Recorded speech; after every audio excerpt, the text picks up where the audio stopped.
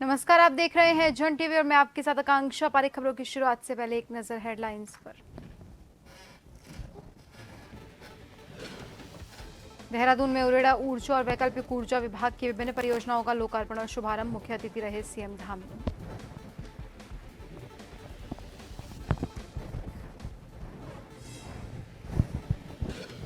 कांवड़ यात्रा से पहले ही धामी सरकार का बड़ा फैसला। यात्रा रूट में पड़ने वाले सभी होटल, रेहड़ी और ठेली वालों को अपनी दुकान के आगे लिखना होगा अपना नाम। विपक्ष ने फैसले को ठहराया गलत।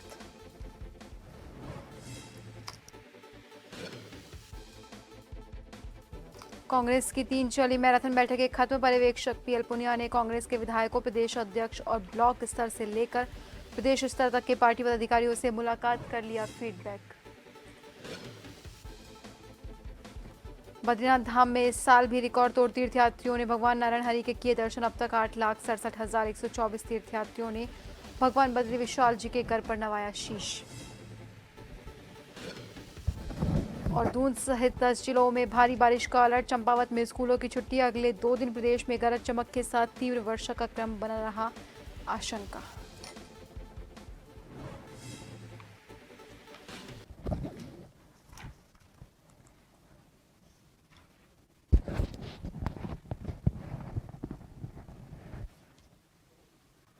और अब खबरें विस्तार से।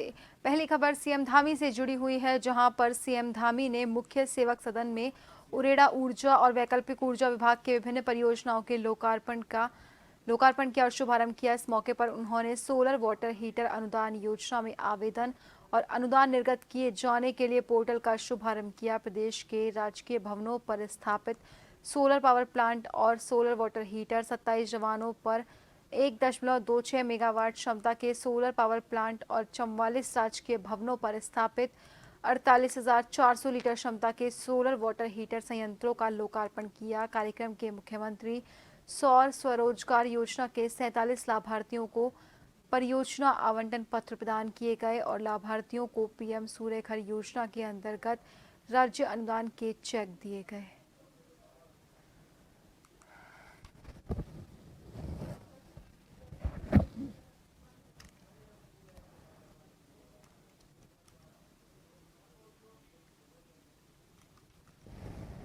क्षेत्र में असीमित एक सीमा है और हम लोग राज्य के अंदर जहां पर्यावरण के संतुलन पर विशेष ध्यान रखते हैं, समूची दुनिया को हम अच्छा पर्यावरण, हवा, पानी और एक अच्छा पर्यावरण देने का काम देवभूमि उत्तराखंड करती है। वहीं इस प्रकार का जो रिन्यूएबल एनर्जी के क्षेत्र में अधिक से अधिक हमारा जो काम चलेगा, अधिक योजनाएं बनेंगी, अधिक लोग इसको अपनाएंगे, उसमें सरकार भी आगे बढ़ रही है और लोगों को भी आगे आकर काम करना होगा। सभी लोग आगे आएंगे तो हम इस क्षेत्र में भी एक आदर्श स्थापित करेंगे। खबर देहरादून से है, जहां अखिल भारतीय विद्यार्थी परिषद की तरफ से प्रतिभा सम्मान समारोह का आयोजन किया गया। डीएवी पीजी कॉलेज में आयोजित कार्यक्रम में सूबे के मुख्यमंत्री पुष्कर सिंह धामी ने मुख्य अतिथि के रूप में शिरकत की। कार्यक्रम के दौरान अपने संबोधन में सीएम धामी ने विद्यार्थी परिषद के दिनों को याद किया और बताया कि वो लंबे समय तक विद्यार्थी परिषद में एक कार्यकर्ता के रूप में काम कर चुके हैं।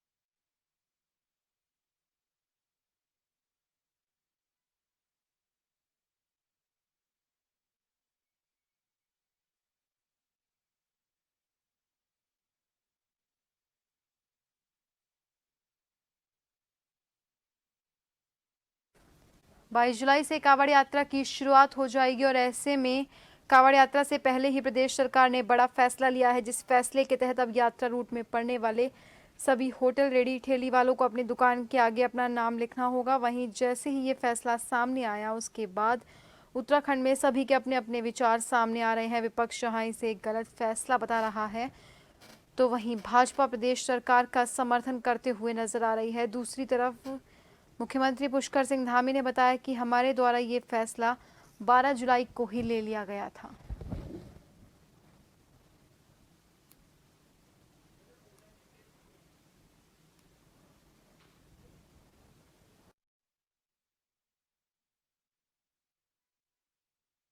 बारह तारीख को जब हम वहाँ पर बैठक कर रहे थे कांवड़ मेले से संबंधित तैयारियों की, उस दिन हमने निर्णय किया था, क्योंकि इसके पीछे हेतु यह है कि अनेक लोगों ने इस बारे में कहा है कि बाद में कई बार बहुत वैसी स्थिति पैदा होती है कि नाम बदल के लोग जो है अपनी पहचान छुपा के जो है दुकान खोल रहे हैं या कोई अन्य कारोबार कर रहे हैं, तो ठीक नहीं है। सबका आइडेंटिफिकेशन होना चाहिए। ये किसी को टारगेट करके या किसी को नुकसान पहुंचाने के लिए नहीं है, केवल इतना भर है कि अपनी आइडेंटिफिकेशन हो जाए। कई बार आपराधिक घटनाएं भी सामने हुई हैं, हर की पैड़ी पर कई सारे ऐसे मामले आए हैं कि बाद में जो है हमको अपवर्ड स्थिति से गुजरना पड़ा है, उस स्थिति से न गुजरना पड़े।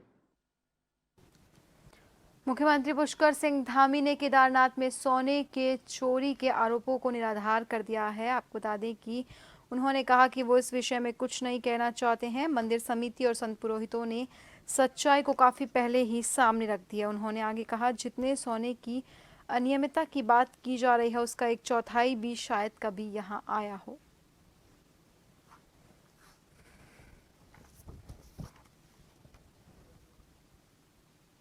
देखिए, वो उस मुद्दे पर कोई भी मैंने इस प्रकार का कोई व्यक्ति अगर आकलन करे तो 228 किलो सोना मैं समझता हूं सभी सभी सभी दिनों को मिला के आज तक, जब तक जो है अभी ये मंदिर का नवनिर्माण और पुनर्निर्माण हुआ है, शायद उसका 1/4 सोना भी नहीं गया होगा। एक बात, पहली बात। दूसरी बात यह है कि चूंकि मैं इसमें इसलिए नहीं बोलना चाहता हूं कि इसमें हमारे मंदिर समिति के लोग, पूज्य संतगण, सभी लोग इसके बारे में बोल चुके हैं कि ये तथ्यों से परे है और भगवान केदार जी का वो धाम है और उस धाम में इस प्रकार का कोई भी कृत्य करेगा तो कहीं बाबा की नजर से बच नहीं सकता हो। आरोप तो लगा रहे थे सभी धर्माचार्यों ने, सभी पूज्य संतगणों ने उस पर बहुत बोल दिया है और उनके जो उन्होंने आरोप लगाए हैं उसका जो आंकड़े हैं या जो सही बात है, सच्चाई है, वो लोगों के सामने रख दी है।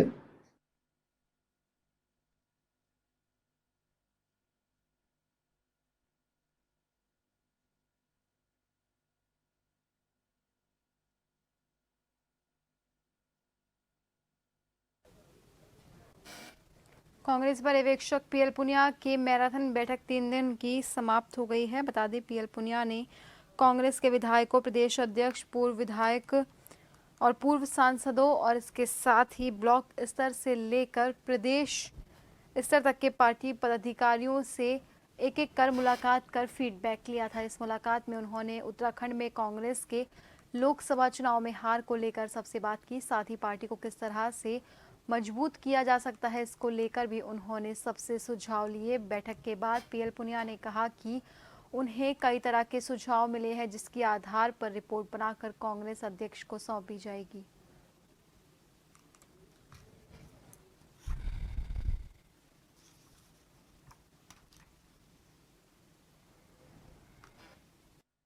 मैंने बताया ना कि हर तरह की बात हुई और बाकी उसका समावेश रिपोर्ट में करूंगा और जिसके आधार पर मैं अपनी रिपोर्ट बना के कांग्रेस अध्यक्ष को प्रस्तुत करूंगा। तो इतना ही है, बाकी रिपोर्ट में क्या होगा वो तो कांग्रेस अध्यक्ष जानेंगे।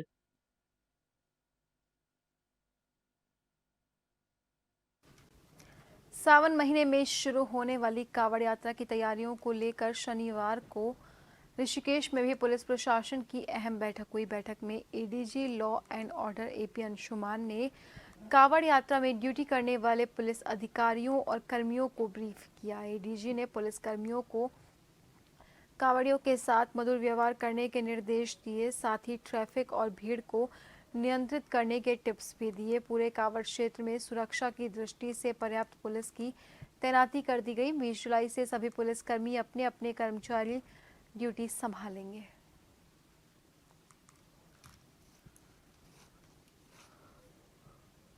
उन्होंने 21 सुपर जोन और 54 जोन में और 176 सेक्टर्स में बांटे हैं। करीब 7,000 के आसपास हम फोर्स लगा रहे हैं, जिसमें हरिद्वार के अलावा पौड़ी, टेहरी और देहरादून में भी फोर्स लगेंगे। ये बहुत बड़ा प्रिपरेशन है और बहुत बड़ा पुलिसिंग चैलेंज है, क्योंकि पिछली बार 4 करोड़ के आसपास लोग यहाँ आए थे कांवड़ यात्रा के दौरान। हम लोगों की कोशिश है कि ये जो कांवड़ यात्रा है बिल्कुल सुचारू रूप से चले, उसी को लेकर आज हम यहाँ ब्रीफिंग करने वाले हैं। इसमें देखिए, आज एक तो फोर्स की ब्रीफिंग है और साथ ही साथ हमारे जितने सेक्टर और जोनल मजिस्ट्रेट हैं उनकी भी फोर्स के साथ एक ब्रीफिंग है। उसका उद्देश्य सिर्फ यही है कि जो हमारे कांवड़ की ड्यूटी पे लगे हैं उन मजिस्ट्रेटों की, जो हमारे सेक्टर ऑफिसर्स हैं, पुलिस ऑफिसर्स के साथ मुलाकात हो जाए, आपस में हेलो हाय हो जाए, उसके बाद नंबर्स वगैरह शेयर करें, ताकि ज़रूरत पड़ने पर और आज से जब ड्यूटी लगती है, जिन स्थानों पे इनकी ड्यूटी लगती है, लगातार जितने भी स्टेक होल्डर्स हैं उनके साथ वो मीटिंग कर लें।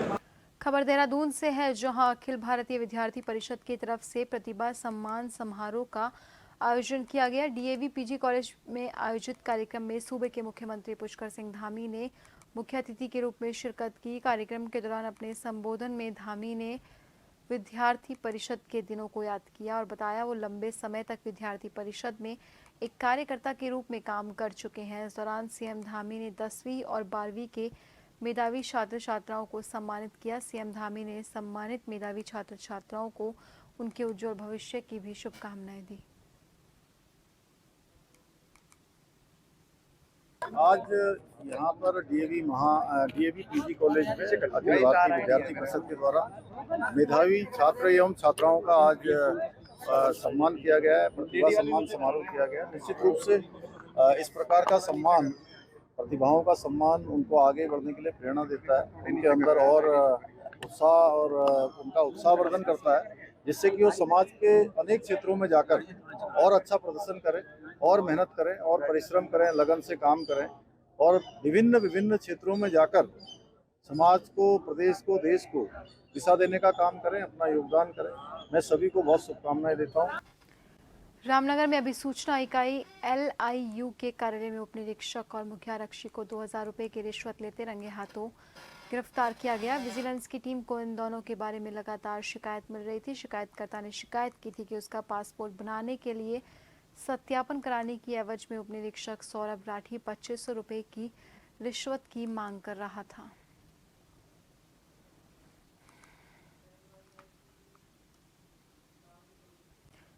नैनीताल में लेक सिटी वेलफेयर सोसाइटी द्वारा हरेला महोत्सव का आयोजन किया गया, जिसकी मुख्य अतिथि ऋतु खंडूरी ने दीप प्रज्वलित कार्यक्रम का उद्घाटन किया, जिसमें स्कूली बच्चों सहित अनेक संस्थाओं की महिलाओं ने प्रतिभाग किया। महिलाओं ने हरेले को हाथ में लेकर शहर में भ्रमण भी किया।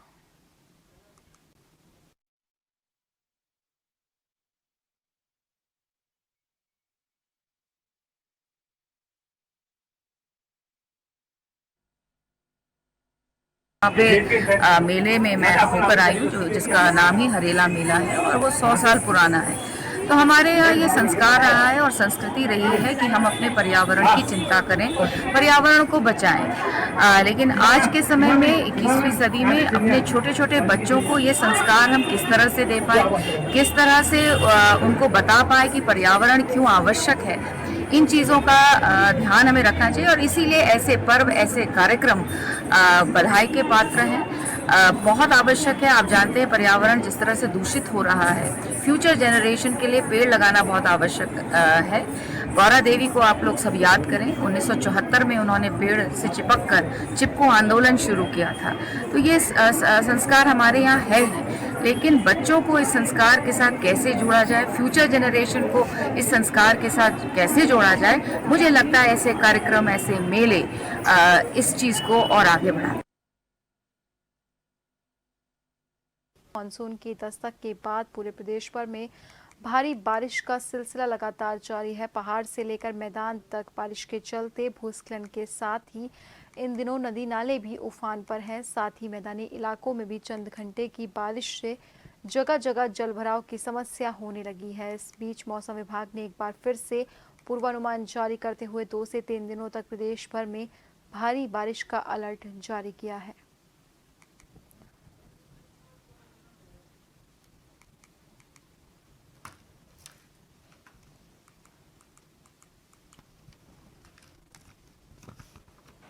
उत्तराखंड के लिए मौसम की बात करें, आज 20 तारीख जुलाई की हो गई है और देख रहे हैं कि ठीक ठाक बारिश प्रदेश में मिल ही रही है, नॉर्मल के आसपास एक्टिविटी चली रही है। और आज भी देखें तो अनेक जगहों तक में जो है बारिश प्रदेश में मिलनी चाहिए, हल्की से मध्यम जो है।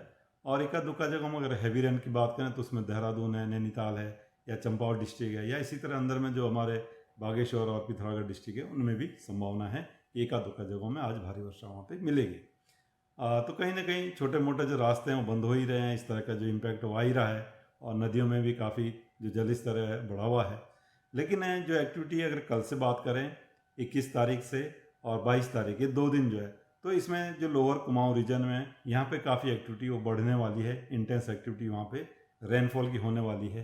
तो आप ये कह सकते हैं कि 21 और 22 को अगर मैं बात करूँ नैनीताल, चंपावत और उधम सिंह नगर की, तो इनमें भारी से बहुत भारी वर्षा जो है कुछ जगहों में मिलने की संभावना है 21 और 22 को।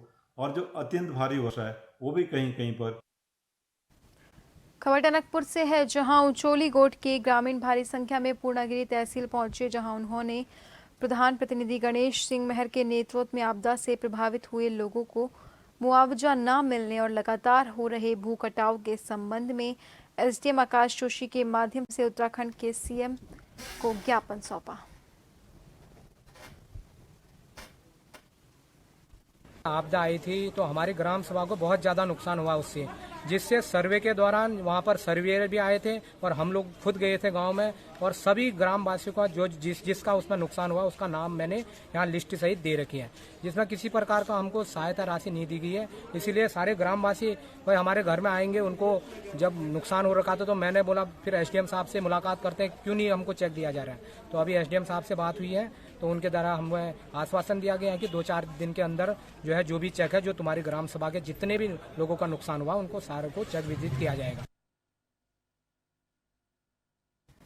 भारत मौसम विभाग देहरादून द्वारा जारी मौसम पूर्वानुमान के मुताबिक 20 जुलाई को जनपद चंपावत में कहीं कहीं भारी से बहुत भारी बारिश, आकाशीय बिजली चमकने और वर्षा के तीव्र से अति तीव्र होने की संभावनाओं के मद्देनजर छात्र छात्राओं नौनिहालों की सुरक्षा के दृष्टिगत अपर जिलाधिकारी मुख्य कार्यकारी अधिकारी जिला आपदा प्रबंधन प्राधिकरण चंपावत हेमंत कुमार वर्मा ने शनिवार 20 जुलाई 2024 को जनपद के शासकीय, अशासकीय और निजी विद्यालयों में कक्षा 1 से कक्षा 12 तक संचालित समस्त शैक्षिक संस्थाओं और समस्त आंगनवाड़ी केंद्रों में 1 दिवसीय अवकाश घोषित किया। साथ ही उन्होंने मुख्य शिक्षा अधिकारी और जिला कार्यक्रम अधिकारी को आवश्यक कार्रवाई के निर्देश भी दिए।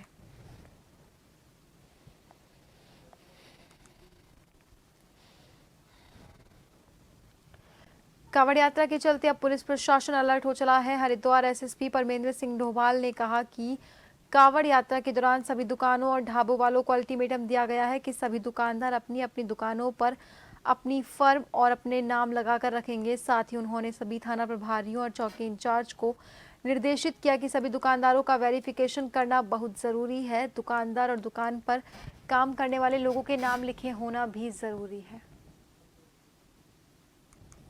सभी थाना प्रभारियों को, सभी सर्कल अफसरों को निर्देशित किया गया था कि जितनी भी 2 दुकानें हैं या जितने भी शॉप्स लगी हैं उनके एक तो प्रॉपर तरीके से उनका वेरिफिकेशन होना चाहिए, उसमें जितने लोग काम कर रहे हैं, कौन लोग काम कर रहे हैं। दूसरा, उसमें प्रोप्राइटर्स जिसके नाम पे वो शॉप है उसका नाम लिखा जाना, क्योंकि QR कोड्स में कई बार धांधली होने की भी संभावना रहती है। कई बार चीज़ें सामने हमारे आती है कि किसी प्रकार की कोई यात्रीगण के साथ मिसबिहेव होता है, कुछ जो सब्जियां हैं या कुछ जो सामान लेना है उसको लेके QR कोड को लेके लगातार विवाद बना रहता है। उसके लिए एक रेट लिस्ट के साथ साथ QR कोड और जो प्रोप्राइटर्स हैं उनका नाम प्रॉपर तरीके से दुकान में होना चाहिए, ताकि सनद भी रहना चाहिए। जो यात्रीगण वहाँ आ रहे हैं वो किस दुकान से ले रहे हैं उनको ये पता होना चाहिए।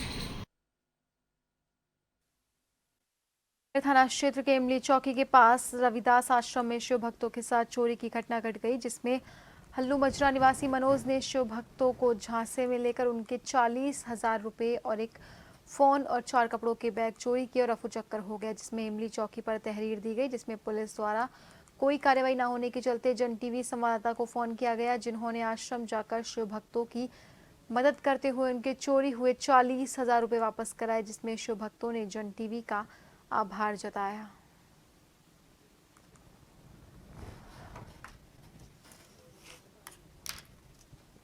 काम करता है, उसके पास अप्लाइड 5 पल्सर बाइक है, उसको भी किसी को इधर बेचने के लिए 8,000 रुपये में बोल रहा था।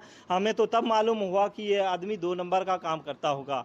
अभी हमने पुलिस में रिपोर्ट लिखाई तो कोई कार्रवाई नहीं हुई कि इसमें घर में वो है नहीं, कल दिन तक आए। हम भोले की यात्रा में जा रहे हैं, हमारे पास कोई टाइम नहीं है, और जो यहाँ हमारे पास हम लोग जो है 14 आदमी है, ना तो सवेरे से हमने कुछ खाया है, ना तो हमारे पास पैसा है, ना तो कुछ चलने की वो है। गाड़ी में भी तेल खत्म। एक पहुँचे जी तो एक लड़का था यहाँ पे मनोज कुमार, तो उसने जो हमें झूठा दिशाला दे के कि मैंने शिविर लगाया हुआ, आप आ जाओ इधर रुको। रुकने के बाद जो है उसने आप नीचे सोने के लिए चले जाओ, नीचे जो है सोने का बंदोबस्त कर रखा है। झूठ बोल के जो है हमने खुद खाना बनाया, अपनी गाड़ी में राशन निकाल के बाहर खाना बनाया जी। जब हम सोने के टाइम सो गए तो रात को उसने हमारी गाड़ी का लॉक तोड़ के नीचे अंदर से पैसे निकाल लिए। 30,000 उसने हमारा नगद कैश निकाला और एक मोबाइल निकाल लिया हमारा जी। 4 बैग थे उनके, हमारे जो कपड़े थे पहनने के उसके अंदर थे हमारे कपड़े जी। हाल के लिए बुलेटिन में इतना ही। बने रहिए जन टीवी के साथ। नमस्कार।